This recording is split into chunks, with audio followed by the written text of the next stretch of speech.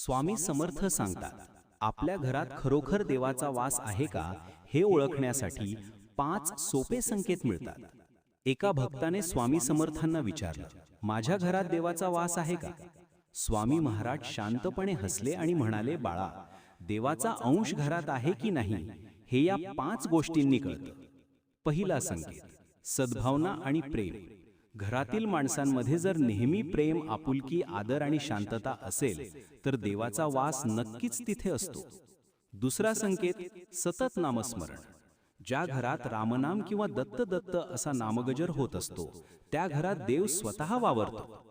तिसरा संकेत, अन्नात समाधान. अन्न हे पूर्ण ब्रह्म आहे. थोडं असो वा जास्त, सर्वजण घरात समाधानाने जेवत असतील तर ते घर देवालय बनतं.